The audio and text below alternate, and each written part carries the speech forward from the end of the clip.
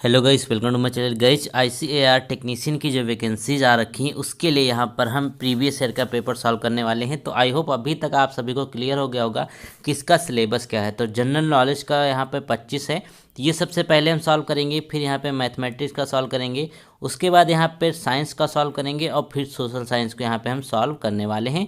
1.5 घंटे का आपके पास समय रहेगा इसमें। तो चलिए शुरू कर लेते हैं। तो आपको अंदाज़ा हो जाएगा कि इस बार का पेपर किस तरीके का आएगा। 1 महीना समय बचा हुआ है, तो मैं तब तक आपके लिए प्रैक्टिस सेट कराऊंगा पूरे के पूरे जितना हो सकता है। लगभग 50 का टारगेट हमने रखा है 1 महीने में। अगर आपका वीडियो रिस्पांस अच्छा रहता है तो आप सभी को ये कंटिन्यू मिलते रहेंगे।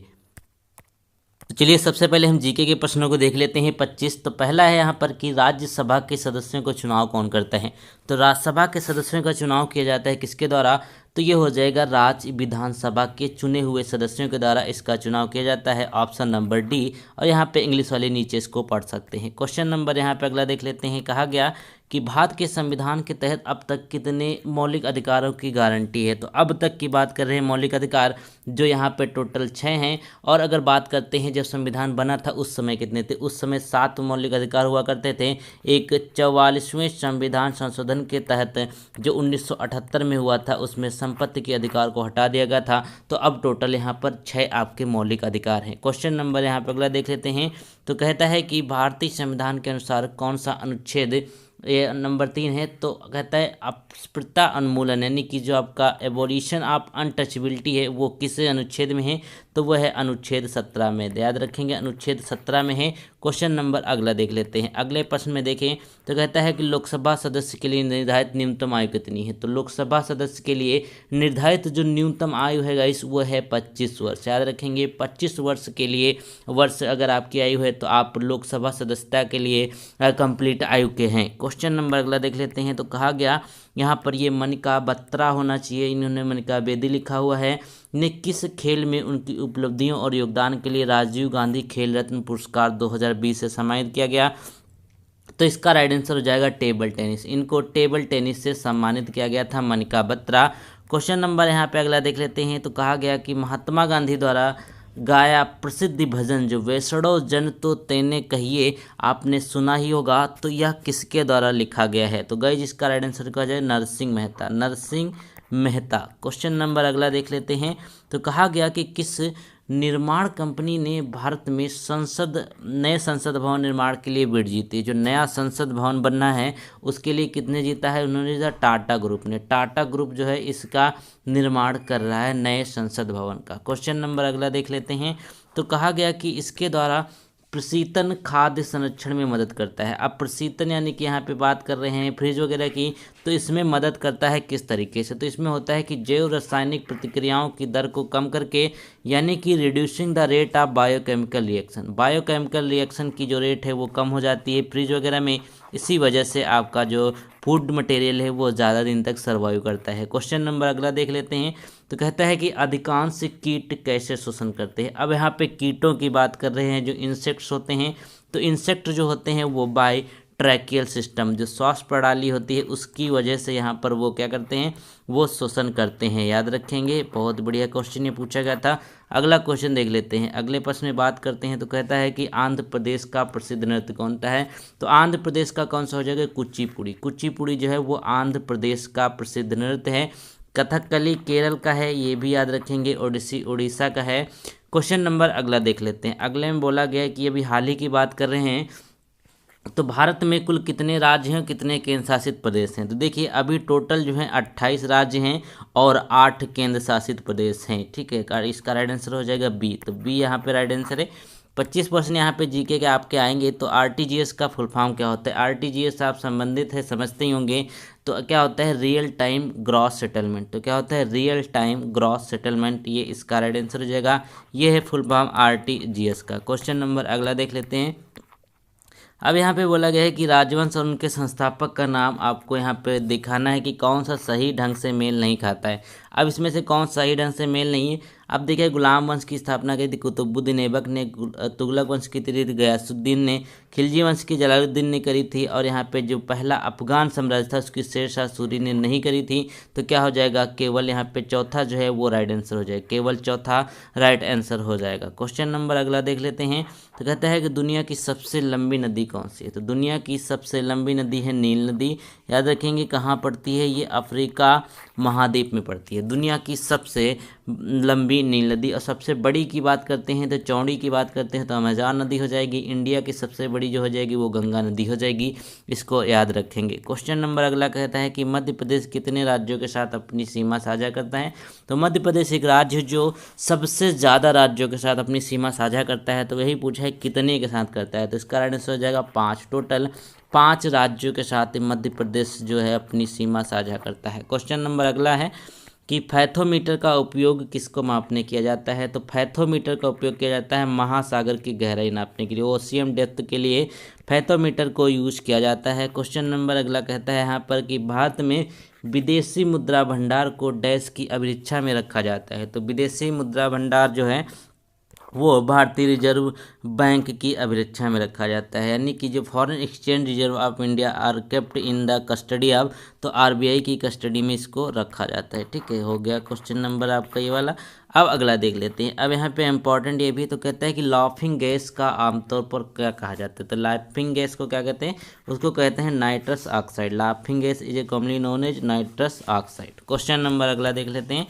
इसमें कहता है कि कोई भी व्यक्ति भारत के राष्ट्रपति के रूप में चुनाव लड़ने के लिए पात्र है यदि उसने 35 वर्ष की आयु पूरी कर ली, यानी कि अगर 35 वर्ष की आयु आपने पूरी कर ली है तो क्या है, आप राष्ट्रपति का चुनाव लड़ सकते हैं। क्वेश्चन नंबर अगला है कि मैकमोहन लाइन जो है, मैकमोहन रेखा है, वह किन 2 देशों के बीच में है। तो किसमें है, भारत और चाइना के बीच में है मैकमोहन रेखा। और रेड क्लिफ कहाँ पे है, वो भारत और पाकिस्तान के बीच में है।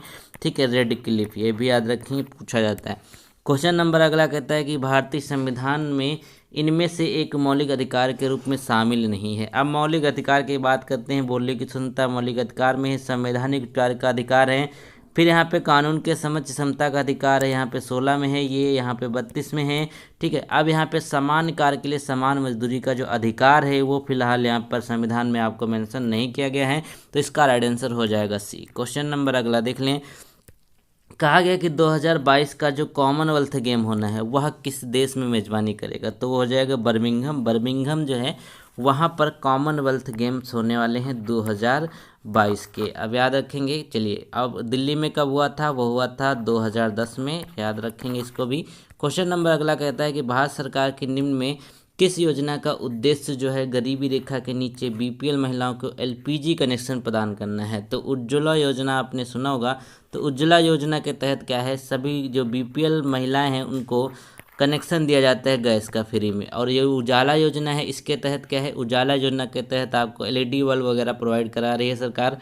क्वेश्चन नंबर अगला देख लेते हैं। तो कहा गया कि राष्ट्रीय एकता दिवस कब मनाया जाता है। तो राष्ट्रीय एकता दिवस कब मनाया जाता है, तो ये मनाया जाता है सरदार वल्लभ भाई पटेल की जयंती पर। तो सरदार वल्लभ भाई पटेल को जयंती जो होती है उसको हम राष्ट्रीय एकता दिवस के रूप में भी हम मनाते हैं। अब कमेंट पे आप बताएंगे कि राष्ट्रीय एकता दिवस की डेट क्या है, मनाया कब जाता है। ठीक है, अब यहाँ पे जो लास्ट प्रश्न है ये 25वां है। तो कहता है आपका कि आधार संपर्क केंद्र का टोल फ्री नंबर क्या है। तो आधार संपर्क करना, मान लीजिए कोई दिक्कत है आपको तो क्या करेंगे, वो 1947 होता है। नंबर क्या है, 1947 से इसका राइट आंसर हो जाएगा। तो आधार संपर्क केंद्र का टोल फ्री नंबर है 1947। तो गाइज हमने 25% जीके के कंप्लीट कर लिए हैं। अब जो इसका सिलेबस के हिसाब उसी हिसाब से हम पूरा प्रैक्टिस सेट आपको यहाँ पे ये दे रहे हैं। ये तो फिलहाल प्रीवियस ईयर का है, प्रैक्टिस सेट भी आपको इसी तरीके से देखने को मिलेगा। तो चलिए आगे क्वेश्चनों को देख लेते हैं। तो आप जो है 100 में से 80 प्लस 90 प्लस आराम से कर सकते हैं, क्योंकि यहाँ पर प्रैक्टिस ही बहुत ही अच्छी होती है जिन बच्चों की वो ज़्यादा अच्छा करते हैं, क्योंकि आने वाले प्रश्न भी गलत हो जाते हैं जो लोग प्रैक्टिस नहीं करते हैं। तो सबसे पहला प्रश्न देखें, कहता है अरोड़ा भाभा चित्रा के पास कुछ धनराशि है। सबसे पहले यहाँ पे अरोड़ा का ए लिख लेते हैं, भाभा का बी और चित्रा का ऐसे ABC लिख लेते हैं। फिर कहता है अरोड़ा और भाभा के पास जो धन है उसका संबंधित अनुपात कितना है। तो अरोड़ा के पास यहाँ पे 7 है और इसका यहाँ पे 15 है। अब यहाँ पे कहता है कि भाभा और चित्रा का पास जो अनुपात है वो 7:16 है। तो भाभा के पास यहाँ पे 7 रख लेते हैं और यहाँ यहाँ पे इसको हम 16 रख लेते हैं। अब हम क्या करेंगे, इस तरीके जो अनुपात निकालते हैं तो इसी को बढ़ा देते हैं, तो यहाँ पे 15 रख लेंगे और इसके पड़ोस वाला बढ़ेगा तो 7 हो जाएगा। तो टोटल अगर यहाँ पे बात करते हैं तो ये 49 हो जाएगा, ठीक है। और यहाँ पे ये क्या हो जाएगा, ये हो जाएगा हमारा 105 और उसके बाद 15 16 गुणा होती है 112। तो हमारा ABC यानी कि जो अरुणा, भाभा और चित्रा के पास जो अनुपात था 49, 105 और 112 आ जाएगा। अब यहाँ पे कहता है यदि अरुणा के पास 490 हैं तो चित्रा के पास की धनराशि क्या होगी। अब अरुणा की बात कर रहे हैं, यानी भी बोलता है इसके पास 490 हैं, ठीक है। 490 का इसका कैसा रिलेशन होगा वो देख लेंगे। तो 490 10 कट जाएगा, 10 लगेगा कि नहीं, 10 लगेगा।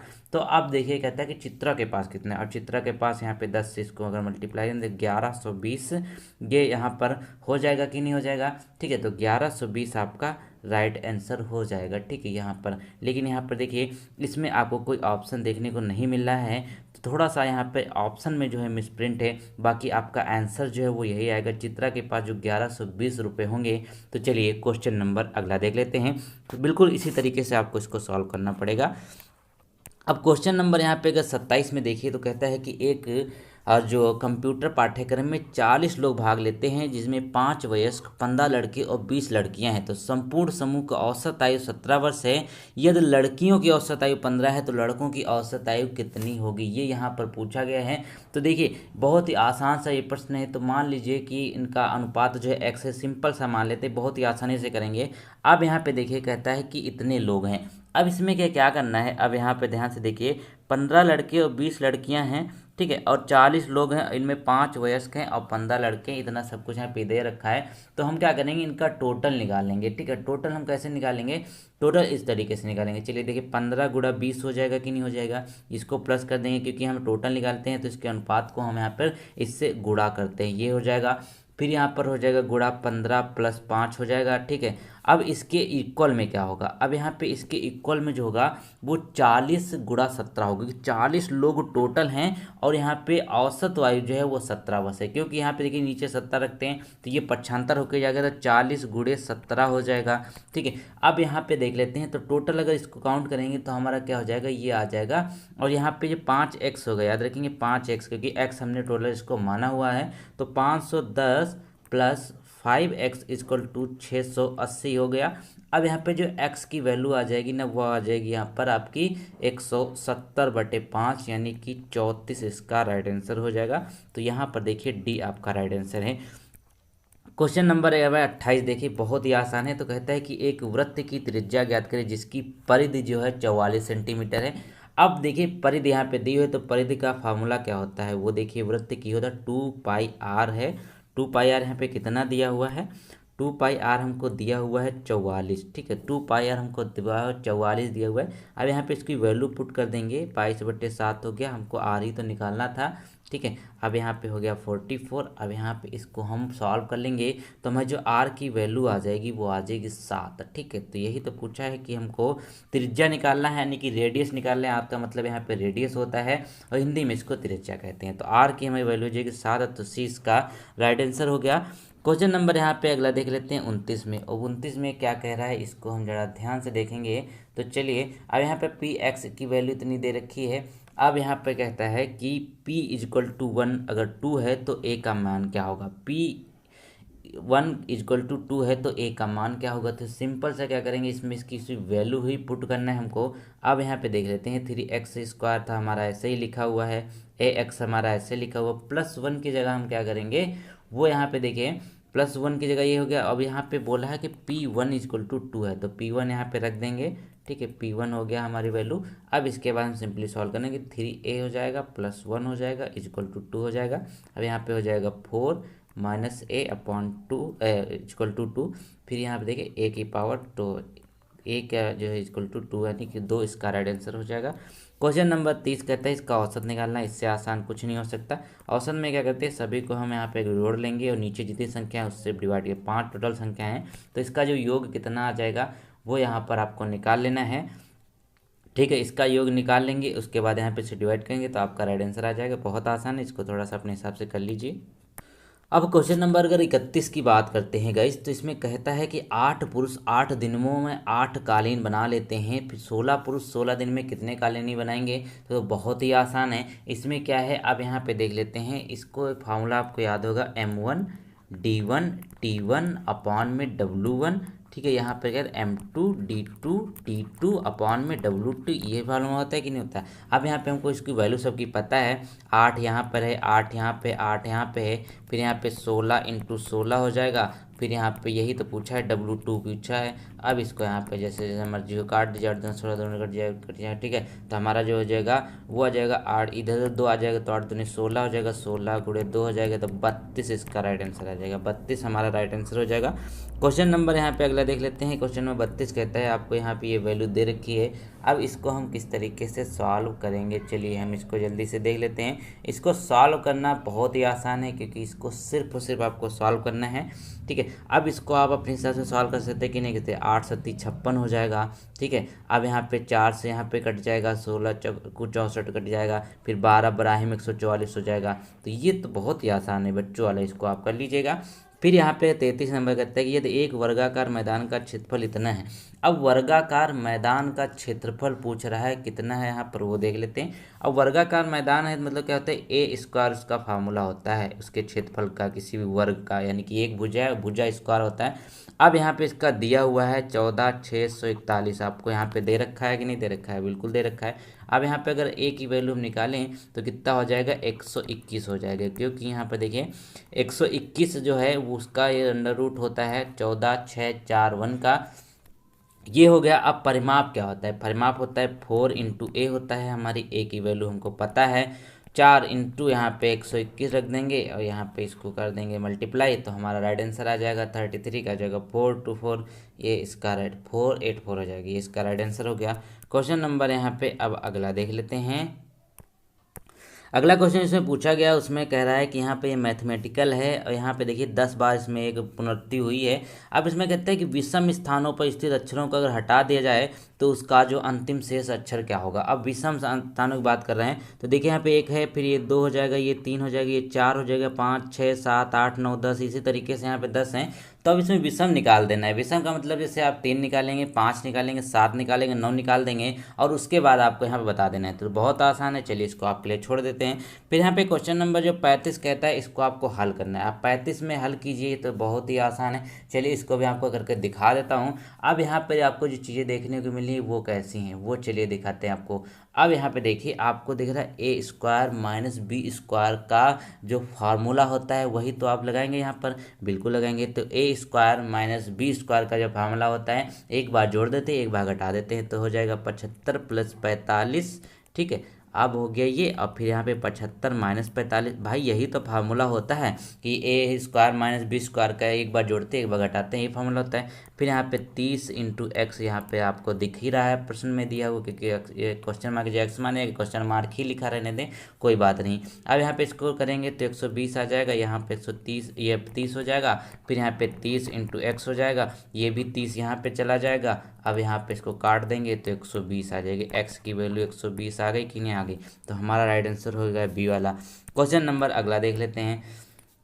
अब 36 में कह रहा है कि 20% की छूट प्रदान करने के बाद एक दुकानदार को 20% का लाभ प्राप्त किया गया। एक दुकानदार ने 20% का लाभ प्राप्त किया तो उसके क्रय मूल्य से अनुपात ज्ञात कीजिए। तो मान लीजिए जो इसका क्रय मूल्य है, जो इसका सीपी है, वो हम मान लेते हैं। तो क्रय मूल्य कितना है, 100 मान लेते हैं। अब कहता है कि 20% छूट प्रदान करने के बाद दुकानदार ने 20% का लाभ प्राप्त किया। अब देखें जो अब यहाँ पे 20% का ये हो गया था, ठीक है। अब क्या हो जाएगा, 20% का लाभ प्राप्त किया। अब इस पे 20% की अगर हम छूट दे देते हैं तो ये 80 हो जाएगा। और फिर 80 पे यहाँ पे कहता है 20% का लाभ प्राप्त किया। अब 80 पे 20% का लाभ प्राप्त किया तो कितना हो जाएगा, 12 8 हो जाएगा 120। 120 ही तो यहाँ पे पूछा है, तो 120 आपका राइट आंसर हो गया। ये माफ़ कीजिएगा 120 ये हमारा हो जाएगा। अब 120 तो हो गया, अब 120 पूछा है तो 100 और 120, क्योंकि यहाँ पे बोला है क्रय मूल्य का अनुपात अंकित मूल्य का। अब 100 यहाँ पे है तो यहाँ पे देख लीजिए बिल्कुल आपको मिल जाएगा, ये इससे कट जाएगा तो 2 पंचे 10 हो जाएगा, 2 छंग 12 हो जाएगा, ठीक है। तो यहाँ पे 5:6 इसका राइट आंसर हो जाएगा, ठीक है। चलिए अगला क्वेश्चन देख लेते हैं। क्वेश्चन नंबर 37 कहता है कि यदि कोई व्यक्ति एक नाव को 3 घंटे में 30 किलोमीटर धारा की दिशा में उतने ही समय में धारा के विरुद्ध 18 किलोमीटर खींचता है तो स्थिर पानी में नाव की गति क्या होगी। अब कहता है कि 3 घंटे में 30 किलोमीटर करता है, तो 3 घंटे में 30 किलोमीटर तो क्या करेंगे, इसको देखिए हम इसकी स्पीड निकालेंगे तो हमारे 10 किलोमीटर आ जाएगी कि नहीं आ जाएगी, बिल्कुल आ जाएगी, क्योंकि डिस्टेंस अपॉन टाइम जो होता है वो स्पीड निकालता है।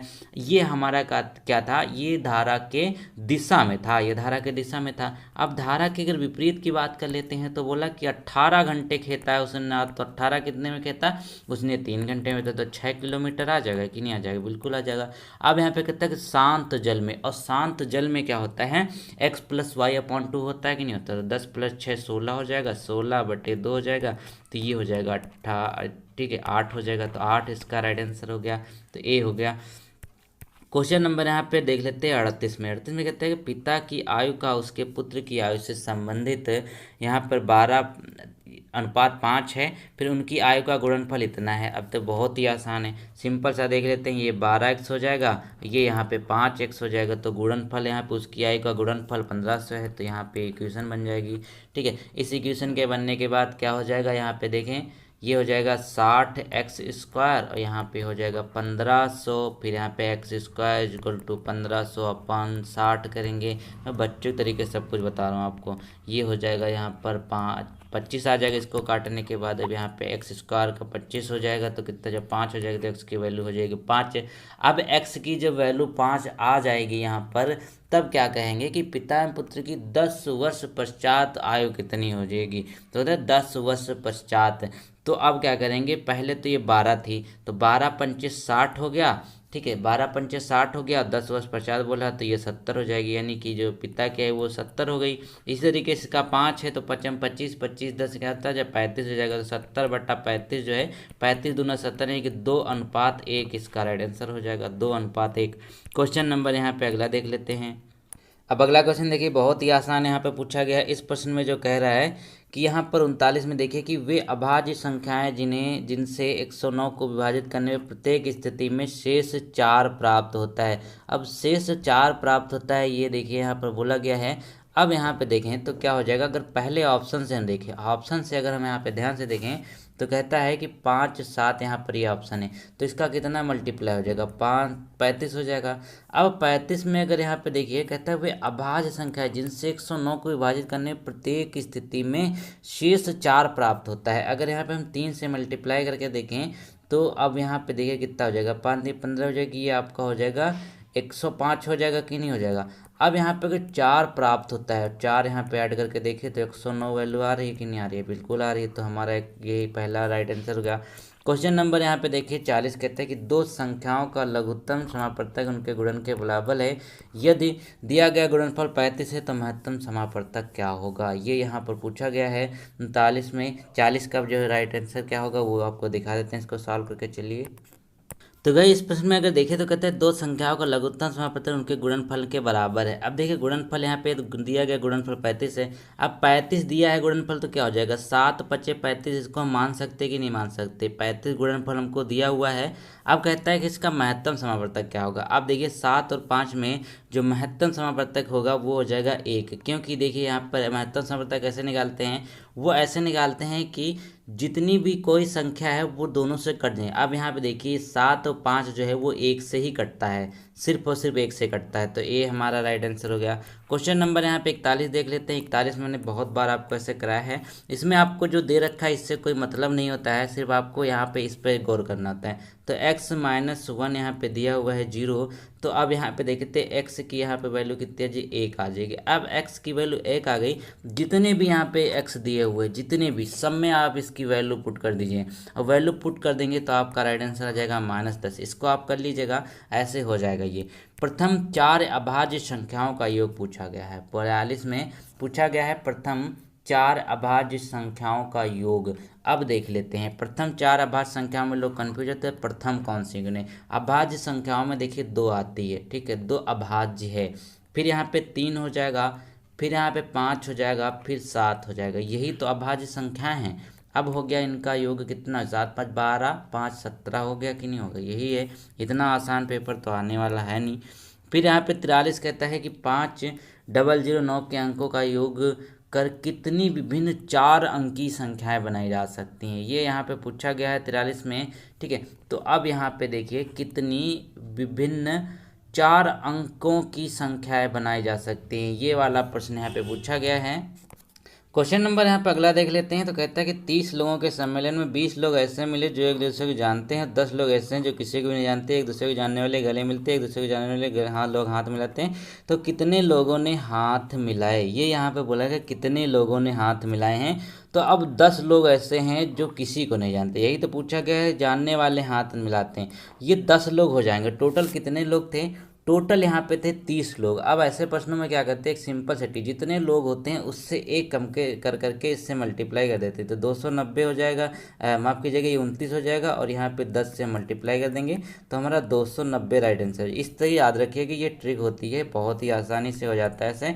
क्वेश्चन नंबर अगर 45 देख लेते हैं, इसमें क्या चीज़ें बोली गई हैं। 45 में अगर आप ध्यान से देखिए, सबसे पहला प्रश्न कह रहा है कि चेन्नई से मुंबई की एक रेल यात्रा में आमदा आगे 8वें डिब्बे में बैठी है और बालू पीछे से 10वें डिब्बे में बैठा है। आमदू और बालू के बीच 2 डिब्बे हैं। तो बेसिकली ये रीजनिंग का प्रश्न है, चलिए इसको सॉल्व कर लेते हैं। अब यहाँ पे कहते हैं 8वें डिब्बे में बैठी है, ठीक है, चलिए 8वें डिब्बे में बैठी है। फिर कहता है बालू पीछे से 10वें डिब्बे में बैठे हैं, अब पीछे से 10वां हो जाएगा। फिर कहता है यहाँ पर कि अब यहाँ पे देखिए आखिरी छोर तक रेलगाड़ी में आमदा बालू के बाद कितने लोग बैठे हैं, ठीक है, ये यहाँ पे बोला गया है। बीच में 2 डब्बे हैं, बीच में 2 डिब्बे भी हैं, चलिए 2 डिब्बे भी हैं। फिर यहाँ पे देख लेते हैं। अब यहाँ पे अगर आप देखिए कि इन दोनों को अगर हम एक तरीके से देखें, जैसे आप लोग करते हैं वो वाले रीजनिंग में ऐसा प्रश्न, तो उसमें कहते हैं एक एक करके घटा देते हैं, क्योंकि दोबारा से वो काउंट हो जाता है। अगर आप इधर से काउंट कर रहे हैं इधर से, ठीक है, तो इधर से आप काउंट करेंगे तो उसको एक बार फिर से काउंट कर, इधर से करते हैं इसको आप काउंट कर लेते हैं, तो इसमें दोनों को हमने काउंट किया तो एक बार और इसको माइनस कर देंगे -2, ठीक है। अब इसके बाद यहाँ पे जो आ जाएगा 18 - 4 हो जाएगा, ये आएगा 14 डिब्बे, आपका राइट आंसर हो जाएगा, ये हो गया।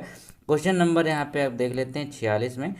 46 में देखिए कहता है ये आपका x की दिया हुआ है, तो 1/x से कितना हो जाएगा, ठीक है, ये यहाँ पर आपको दे रखा है, तो 1/x कितना हो जाएगा। तो सिंपल सा हम इसी को पकड़ के पहले सॉल्व कर लेते हैं।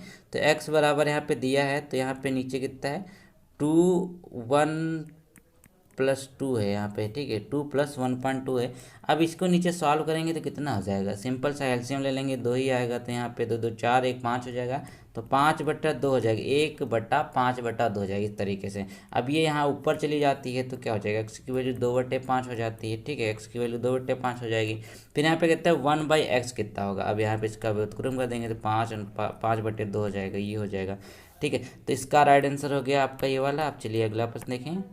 अगला प्रश्न देख लेते हैं। तो कहता है कि मदिरा और पानी वाले 80 लीटर मिश्रण में 60% मदिरा है, तो कितना पानी और मिलाया जाए ताकि नए मिश्रण में मदिरा 50% हो जाए। बहुत ही आसान से प्रश्न होते हैं लेकिन देखने में लगते हैं कठिन। अब चलिए देख ले, 80 लीटर मिश्रण में 60% मदिरा है। अब 80 लीटर का अगर 60% हम अगर यहाँ पे निकालें तो क्या हो जाएगा, 8 × 48, यानी कि 48 जो है वो लीटर है, यानी कि 48 लीटर मदिरा है। जब 48 लीटर मदिरा है तो 32 लीटर इसमें पानी हो जाएगा। भाई 32 लीटर हो जाएगा, क्यों नहीं, 80 में से 48 निकालने 32 हो गया पानी। अब यहाँ पे कहता है कि कितना पानी और मिलाया जाए ताकि नए मिश्रण में मदिरा 50% हो जाए। अब यहाँ पे कहता है कि तो 80 + x, ठीक है, ये हो गया 50, ये हमारी इक्वेशन बन जाएगी, ठीक है, क्योंकि 80 में कितना और मिलाया जाए पानी, ये यहाँ पे बोल रहा था। अब इसको हम सॉल्व कर लेंगे इक्वेशन को, तो हमारा राइट आंसर 16 आ जाएगी। इस इक्वेशन को आप सॉल्व कर लीजिएगा। फिर यहाँ पे कहता है 48 में कि कौन सी धनराशि साधारण ब्याज से 5 वर्षों में इतने इतने हो जाएगी, ये यहाँ पे पूछा कि धनराशि बेसिकली पूछा गया है। तो 2 वर्षों का यहाँ पे ब्याज देख लेते हैं। तो 2 वर्षों का, अब यहाँ पे देखिए 5 वर्ष है और यहाँ पे देखिए 7 वर्ष है, तो 2 वर्षों का ब्याज कितना हो जाएगा, वो यहाँ पे देखिए 568 में 520 घटा देंगे तो 48 हो जाएगा। 2 वर्षों का ब्याज है 48, ठीक है। अब यहाँ पे 2 वर्षों का जब ब्याज 48 आया हुआ है, अब यहाँ पे 5 वर्षों का अगर ब्याज निकालें तो यही तो बोला है कि 5 वर्षों में कितनी हो जाएगी, ये बोला है। तो 5 वर्षों में निकालने के लिए क्या करेंगे, सिंपल सा अपना फार्मूला ये वाला, तो 5 यहाँ पर रख देंगे तो ये हमारी 120 आ जाएगी, ठीक है, तो ये 120 आ गई। अब ये 120 जब आ गई है तो धनराशि में से बोला गया है, तो ये अगर 520 में से 120 निकाल देंगे तो 400 हमारा राइट आंसर आ जाएगा, बिल्कुल आ जाएगा। चलिए क्वेश्चन नंबर अगला देख लेते हैं। अब यहाँ पे देखिए कहता है कि एक रेलगाड़ी दो पुलों जिनकी लंबाई 800 मीटर तथा 400 मीटर है तो पार करने में क्रमशः 100 सेकंड और 60 सेकंड का समय लेती हैं। तो दो पुल है यहाँ पर। अब इसमें देखिए कैसे आप करेंगे इसको, सिंपल सा है। अभी देखिए क्या है, दो पुलों की जो लंबाई दी हुई है, अगर देखिए क्या कहते हैं डिस्टेंस अपॉन टाइम होता है, इसकी स्पीड ही तो निकालना है। ठीक है, स्पीड यहाँ पर आपको माफ़ कीजिएगा, इसमें आपको लंबाई निकालना है टोटल मिला करके। अब देखिए 800 मीटर है, ठीक है, दो रेलगाड़ियाँ दो पुलों जिनकी लंबाई 800 मीटर है, तो 800 प्लस एक्स, एक्स मान लेते हैं हम, क्या है कि रेलगाड़ी की लंबाई है, ठीक है, 100 हो जाएगा। अब यहाँ पे देखिए, अब यहाँ पे कहता है कि 400 मीटर, यहाँ पे और भी एक पुल है, तो 400 प्लस एक्स इसको भी कर लेंगे, अपॉन में इसको 60 कर लेंगे, क्योंकि ये 60 सेकंड समय लगाती है, नीचे टाइम रहता है हमेशा। अब इस इक्वेशन को हम सॉल्व कर लेंगे। इस इक्वेशन को अगर सॉल्व करते हैं तो देखिए अच्छा 48,000 हो जाएगा, 60x हो जाएगा, ये 48,000 हो जाएगा, फिर यहाँ पे ये प्लस 100x हो जाएगा। अब यहाँ पे जो है 40x आएगा, यहाँ पे 100 में से यहाँ पे 60 घटेगा 40 आएगा, ये 8,000 आ जाएगा, ठीक है। तो आपका राइट आंसर क्या हो जाएगा, इसको काट देंगे और तो आप देखेंगे कि आपका राइट आंसर आ जाएगा कितना, 200 मीटर, ये इसका राइट आंसर है। क्वेश्चन नंबर अगर 50 देख लेते हैं तो सिंपल सा है, बहुत ही आसान है। वस्तु की लागत मूल्य विक्रय मूल्य का अनुपात इतना दे रखा है, वस्तु की लागत मूल्य और विक्रय मूल्य का अनुपात इतना दे रखा है, तो लागत मूल्य मान लीजिए, मान लेते इसी तरीके से मान लेते जो आपका अनुपात दिया है, छोटा मानेंगे तो थोड़ा काटना पीटना पड़ेगा। तो लागत मूल्य 200 मान लीजिए, ठीक है, लागत मूल्य ये 200 मान लेते हैं। फिर यहाँ पे ये आपका जो ये आपका लागत यानी कि ये मार्क्स प्राइस हो जाएगा, अंकित मूल्य, ठीक है। अब यहाँ पे 210 में इसको बेचा गया, ये इसका कितना हो जाएगा, ये इसका सेलिंग प्राइस हो गया, SP हो जाएगा, ये 210 हो जाएगा। अब लाभ परसेंट आना है तो कितना परसेंट, 10 रुपये का लाभ इसने कमाया कि नहीं कमाया, 10 रुपये कमाया, कितने पे कमाया, 200 पे कमाया है कि नहीं, 200 रुपये था। अब यहाँ पे देखिए इसका परसेंटेज का 100 कर देंगे, सिंपल सा आपका 5% आपका राइट आंसर हो जाएगा। क्वेश्चन नंबर यहाँ पे देख लेते हैं 51 से स्टार्ट करते हैं अपने GS के प्रश्नों को। तो कहता है कि इंदिरा गांधी राष्ट्रीय वन अकादमी भारतीय वन सेवा का अधिकारियों के लिए एक प्रशिक्षण संस्थान कहाँ पर स्थित है। तो देखिए बहुत ही अच्छा प्रश्न पूछा गया है, तो क्या हो जाएगा, देहरादून। देहरादून कहाँ पड़ता है, सभी को पता है, उत्तराखंड में। क्वेश्चन नंबर अगला कहता है कि भगवत गीता में कितने अध्याय या कांड है। तो भगवत गीता जो है उसमें कितने अध्याय या कांड हैं, तो 52 का राइट आंसर क्या है, 18, टोटल 18 अध्याय हैं भगवत गीता में, याद रखेंगे। क्वेश्चन नंबर 53 कहता है कि वैश्विक परिवार दिवस प्रत्येक वर्ष कब मनाया जाता है। तो वैश्विक परिवार दिवस जब मनाया जाता है वो डेट कौन सी होती है, तो 53 का राइट आंसर क्या है, 1 जनवरी, यानी कि वैश्विक परिवार दिवस 1 जनवरी को मनाया जाता है, याद रखेंगे। क्वेश्चन नंबर अगर 54 देखें तो कहता है कि किस समुदाय ने म्यांमार में सबसे बड़े पैमाने पर उत्पीड़न से भगाने के बाद भारत में शरण मांगी है। तो देखिए यहाँ पर क्या हो जाएगा, 54 का राइट आंसर वो आप हो जाएंगे रोहिंग्या। देखिए रोहिंग्या जो हैं वो म्यांमार में और बांग्लादेश से भागने के बाद भारत में शरण लेने के लिए आए हुए थे। तो यहाँ पर क्वेश्चन देख लीजिए, बहुत बड़ा सामाजिक मुद्दा है, इस पर कभी और बात करेंगे। तो क्वेश्चन नंबर 55 कहता है कि 6 ओलंपिक खेलों में प्रतिस्पर्धा करने वाले पहले और एकमात्र भारतीय कौन है। तो 6 ओलंपिक खेलों में इन्होंने भाग लिया था, तो ये कौन से हो जाएंगे, तो 55 का राइट आंसर है वो लिएंडर पेस। लिएंडर पेस हैं जिन्होंने आई थिंक 1996 में ये पदक जीता था इन्होंने, याद से बताइएगा अगर मैं सही हूँ तो। क्वेश्चन नंबर यहाँ पे देखें 56 कहता है कि भारतीय राष्ट्रीय सेना INA की स्थापना कब करी गई थी। तो INA जो है भारतीय राष्ट्रीय सेना, इसकी स्थापना हुई थी 56 का राइट आंसर C, 1942 में ही इसकी स्थापना कर दी गई थी जब भारत छोड़ो आंदोलन चरम पे था, याद रखेंगे। क्वेश्चन नंबर अगला देख लेते हैं। अब 57 में कहता है कि निम्नलिखित में से कौन भारतीय ज्ञानपीठ पुरस्कार प्राप्त करता नहीं है। तो ज्ञानपीठ पुरस्कार जो है किस क्षेत्र में दिए जाते हैं, वो साहित्य के क्षेत्र में दिए जाते हैं और 1961 में इसको स्टार्ट किया गया था। तो अब 57 में अगर देख लेते हैं तो क्या कहता है इसमें क्या हो जाएंगे, शंकर जी ग्रुप सबसे पहले इनको दिया गए थे, मलयालम के कवि थे। फिर आशा देवी, आशा पूर्ण को भी मिल चुका है, शिवराम कारंत को भी मिल चुका है, लेकिन सूर्यकांत त्रिपाठी निराला को ज्ञानपीठ पुरस्कार से सम्मानित नहीं किया गया है। तो ये इसके राइट आंसर हैं। क्वेश्चन नंबर यहाँ पे देखिए 58 कहता है कि भारत के नियंत्रक एवं महालेखा परीक्षक यानी कि जो कैग होते हैं CAG, तो उनको नियुक्ति कौन करता है? तो उनकी नियुक्ति किनके द्वारा करी जाती है? तो याद रखेंगे राष्ट्रपति का, राष्ट्रपति करता है कैग की नियुक्ति। क्वेश्चन नंबर 59 देखें, कहता है कि उपराष्ट्रपति को पद की शपथ कौन दिलाता है? तो उपराष्ट्रपति कौन होते हैं? उपराष्ट्रपति होते हैं राज्यसभा के पदेन अध्यक्ष। और 59 का राइट आंसर क्या है? वो भारत के राष्ट्रपति, भारत के राष्ट्रपति के द्वारा उपराष्ट्रपति को यहाँ पर शपथ दिलाई जाती है। अगर आप वीडियो ढंग से देख रहे हैं तो ज़रूर बताएंगे कि इस समय उपराष्ट्रपति कौन है भारत के। क्वेश्चन नंबर यहाँ पे देख लेते हैं 60 में, कहते हैं कि राज्यसभा के लिए चुने गए सदस्यों का कार्यकाल कितना होता है? तो राज्यसभा के लिए जो चुने गए सदस्य हैं उनका कार्यकाल होता है गाइस, कितना होता है? 60 का राइट आंसर हो जाएगा 6 वर्ष। और यहाँ पे 2/3 प्रत्येक 2 साल में 2/3 लोग रिटायर भी हो जाते हैं राज्यसभा से। क्वेश्चन नंबर यहाँ पे देखिए 61 कहता है कि सरकार को जनता का पैसा खर्च करने का अधिकार कौन देता है? तो सरकार को जनता का पैसा जो खर्च करने का अधिकार देता है वह कौन देता है? तो 61 में देखें क्या हो जाएंगे, संसद, यानी कि संसद अनुमति देती है तभी आप जनता का पैसा खर्च कर सकते हैं किसी काम में, अदरवाइज आप नहीं कर पाएंगे। संसद में क्या होगा? संसद में होगा आपको लोकसभा और राज्यसभा दोनों की अनुमति चाहिए होगी। क्वेश्चन नंबर 62 कहते हैं कि निम्न में से कौन सा विषय संघ सूची का एक हिस्सा है? तो संघ सूची का जो एक हिस्सा है वह देखें तो क्या हो जाएगा, रेल सेवा, रेल सेवा इसका राइट आंसर हो जाएगा। ये एक संघ सूची का विषय है। संघ सूची का मतलब क्या है? इसके ऊपर जो कानून में बना सकते हैं वो आपको बनाएगा, वो सिर्फ यहाँ पर जो है केंद्र बनाएगा। क्वेश्चन नंबर अगला देखें, कहता है कि राष्ट्रीय आयुष मिशन संबंधित है। तो राष्ट्रीय आयुष मिशन किससे संबंधित है? वो संबंधित है स्वास्थ्य से, याद रखेंगे स्वास्थ्य से संबंधित है राष्ट्रीय आयुष मिशन। क्वेश्चन नंबर यहाँ पे देखिए 64 कहता है कि सुबह या शाम के वक्त सूर्य की लालिमामय होना दर्शाता है। तो सुबह या शाम के वक्त सूर्य की लालिमामय होना दर्शाता है। तो 64 का राइट आंसर क्या हो जाएगा, प्रकाश का प्रकीर्णन, प्रकाश पर प्रकीर्णन के द्वारा यहाँ पर जो लाल दिखाई देता है आपको वहाँ पे क्या होता है, ये इसका राइट आंसर है। क्वेश्चन नंबर यहाँ पे देखिए 65 कहता है कि गंगा नदी की निम्न सहायक नदियों पर विचार करना है। तो 65 में देखें इनकी सहायक नदियाँ टोटल कौन कौन सी हैं देख लेते हैं। इसमें बेसिकली पूछा गया है सहायक नदियाँ तो सारी हैं आपकी, तो बोला कि पूर्व से पश्चिम की ओर सही अनुक्रम क्या रहेगा? तो पूर्व से पश्चिम की ओर जो सही अनुक्रम रहेगा वो देख लेते हैं। तो सबसे पहले क्या होगा, 2 1 4 3 इसका राइट आंसर है, यानी कि कोसी, फिर क्या हो जाएगा गंडक, फिर यहाँ पे गोमती, फिर घाघरा, ये इसका राइट आंसर है। क्वेश्चन नंबर 66 में देखें तो कहता है कि रक्त की जल मात्रा के नियंत्रण में निम्न में से कौन सा तत्व सम्मिलित होता है? तो रक्त की जल मात्रा के नियंत्रण में जो एक तत्व सम्मिलित होता है 66 में वो हो जाएगा पोटेशियम, याद रखेंगे पोटेशियम एक रक्त में सम्मिलित होता है।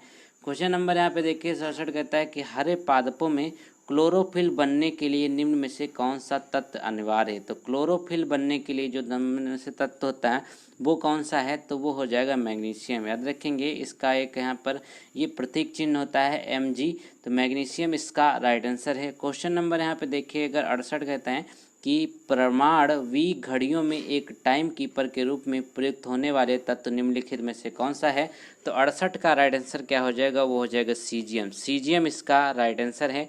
क्वेश्चन नंबर यहाँ पे देखिए 69 कहता है कि सुरक्षा फ्यूज की कार्यप्रणाली निम्नलिखित में से किन किन पर निर्भर करती है? जो सुरक्षा फ्यूज है, जो आपका घर में सभी के घर में फ्यूज लगे होते हैं, तो उसका जो प्रणाली है वो किस किस पर निर्भर करती है? तो 69 का राइट आंसर क्या है, वो आपका हो जाएगा यहाँ पर देखिए, ये हो जाएगा आपका 3 और 4, यानी कि क्या होगा, धारा का परिमाण और धारा की ऊष्मीय प्रभाव पे ये डिपेंड रहता है। क्वेश्चन नंबर यहाँ पे अगला देख लेते हैं 70 कहता है कि निम्नलिखित में से कौन सा युग्म सुमेलित नहीं है?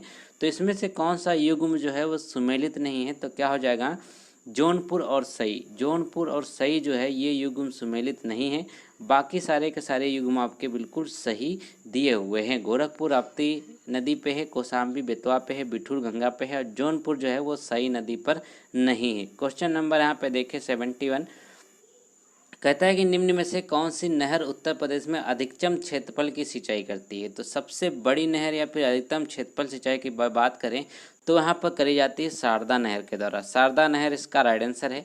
क्वेश्चन नंबर यहाँ पे 72 देखें तो कहते हैं कि भारत के किस राज्य में सर्वाधिक सिंचाई नलकूपों के माध्यम से होती है। नलकूपों के माध्यम से सर्वाधिक सिंचाई कहाँ पे होती है, वो होती है उत्तर प्रदेश में। और सबसे ज़्यादा कुओं से सिंचाई कहाँ पे होती है, वो आप बताएंगे राजस्थान में। राजस्थान में सबसे ज़्यादा कुओं से सिंचाई होती है और यहाँ पे नलकूपों से सबसे ज़्यादा उत्तर प्रदेश में होती है। नलकूप वही जहाँ पे इंजन लगा के किया जाता है वो। क्वेश्चन नंबर यहाँ पे देखिए 73 कहता है यहाँ पर 2019 का है, हमको इसको लेना देना है नहीं। 74 भी यहाँ पे 2019 का है, 75 भी 2019 का है। तो चलिए अब ले लेते हैं 25 प्रश्न आपके जो साइंस के पूछे जाने। अब साइंस के इंपॉर्टेंट प्रश्न हैं तो इसकी ज़्यादा से ज़्यादा प्रैक्टिस कीजिएगा कि 25 में से आप वो बहुत ज़्यादा इसमें स्कोर कर सकते हैं। तो सबसे पहला यहाँ पर है कि बैरोग्राफ का आविष्कार किसके द्वारा किया गया था। जो बैरोग्राफ होता है जो वायु दाब मापता है, ये भी प्रश्न पूछा जाता है, तो इसका आविष्कार किया गया था तो लुसियस विदी के द्वारा। किसके द्वारा किया गया, लुसियस विदी के द्वारा। क्वेश्चन नंबर अगला है कि वैक्यूम फ्लास्क का आविष्कार किसने किया था। तो वैक्यूम फ्लास्क का आविष्कार किया था यहाँ पर, इसका राइट आंसर हो जाएगा आपका यहाँ पर जेम्स डेवर ने। कितने किया था, जेम्स डेवर ने। क्वेश्चन नंबर अगला देख लेते हैं। तो कहा गया कि किसी परमाणु के उच्चतम स्तर को ऊर्जा स्तर में स्थित इलेक्ट्रॉनों को डैश कहा जाता है। देखिए कहा जाता है कि किसी परमाणु के उच्चतम ऊर्जा स्तर जो हाईएस्ट होता है यहाँ पे एनर्जी लेवल, उसको यहाँ पर क्या कहा जाता है बेसिकली। तो इसका राइट आंसर क्या हो जाएगा, इसका हो जाएगा यहाँ पर संयोजकता इलेक्ट्रॉन्स। याद रखेंगे इसका राइट आंसर हो जाएगा संयोजकता इलेक्ट्रॉन्स। क्वेश्चन नंबर अगला है पीवीसी का पूर्ण रूप क्या होता है। पीवीसी का फुल फॉर्म क्या है, बहुत ही आसान सा प्रश्न है, अक्सर पूछा भी जाता है। तो इसका आंसर हो जाएगा polyvinyl chloride, polyvinyl chloride. Question number अगला देख लेते हैं। तो कहा गया कि क्रोमाइट का एक अयस्क है। तो क्रोमाइट जो है वो किस चीज़ का अयस्क है, तो इसका राइट आंसर क्या हो जाएगा, वो हो जाएगा यहाँ पर आप ध्यान से देखेंगे तो वो हो जाएगा आपका क्रोमियम। क्रोमियम का अयस्क होता है क्रोमाइट, याद रखेंगे।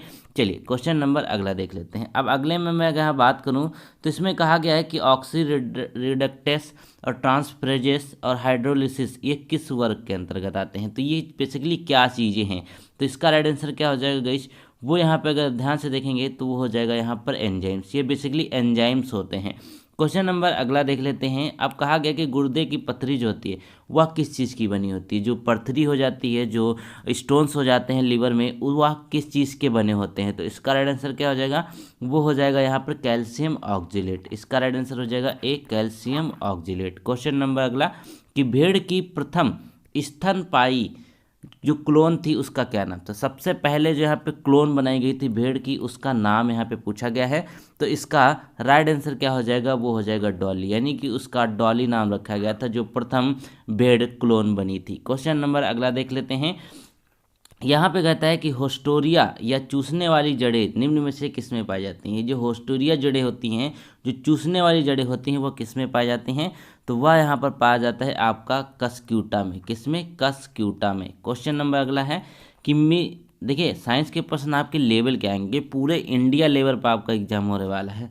तो मिल्बे साइसिन का डैश के उन्मूलन में प्रयोग किया जाता है। जो मिल्बे साइसिन होता है इसको किसके उन्मूलन में प्रयोग किया जाता है। तो गाइस इसका कारण से क्या हो जाएगा, वो हो जाएगा यहाँ पर कृषि कीटनाशक के रूप में, कृषि कीटनाशक के रूप में। क्वेश्चन नंबर अगला देख लेते हैं। तो कहा गया कि एक पत्ती है जहाँ पत्रकों की रचना केंद्रीय सिरा के आसपास होती है। तो क्या हो जाएगी ये पत्ती, इस पत्ती का आपको नाम बताना है। तो इसका राइट आंसर क्या हो जाएगा, वो आपको जल्दी से इसमें बताना है।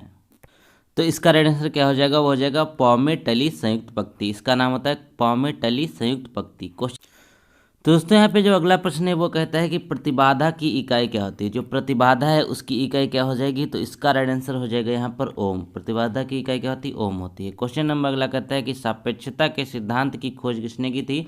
मोस्ट इंपॉर्टेंट ये प्रश्न है। तो सापेक्षता की सिद्धांत की जो यहाँ पे खोज करी थी वह करी थी अल्बर्ट आइंस्टाइन ने। किसने की थी, अल्बर्ट आइंस्टाइन ने। चलिए अगला क्वेश्चन देख लेते हैं। अगले क्वेश्चन की बात करते हैं। तो कहता है कि विद्युतदर्शी का डैश द्वारा आविष्कार किया गया था। तो विद्युतदर्शी है ये किसके द्वारा इसका आविष्कार किया गया था, इसका आविष्कार किया गया था यहाँ पर आप ध्यान से इसको देखेंगे तो हो जाएगा जीन एंटोनी नॉलेट ने। जीन एंटोनी नॉलेट ने इसका आविष्कार किया था। क्वेश्चन नंबर अगला देख लेते हैं।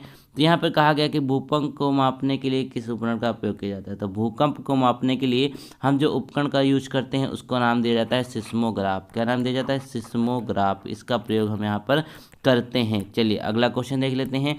कहा गया है कि सिरका बनाने के लिए किसका उपयोग किया जाता है। जो सिरका बनाने के लिए किस एसिड का यूज किया जाता है, तो सभी को पता होना चाहिए कि एसिटिक एसिड यानी होता है, वो होता है क्या होता है? एसिटिक एसिड का यूज हम करते हैं सिरका बनाने के लिए। चलिए क्वेश्चन नंबर अगला देख लेते हैं। तो कहा गया कि किस पदार्थ को मिलाने से कांच का रंग यहाँ पर क्या हो जाता है, वो देख लीजिए। किस पदार्थ को मिलाने पर कांच का रंग नीला हो जाता है। अब कांच का रंग नीला होता है या किस वजह से होता है, ये आपको बताना है। तो इसमें आप ध्यान से देखेंगे तो क्या हो जाएगा? Iron oxide. आयरन ऑक्साइड मिलाने पर कांच का रंग जो होता है वो आपका हो जाता है नीला। चलिए इसका राइट आंसर ये हो गया।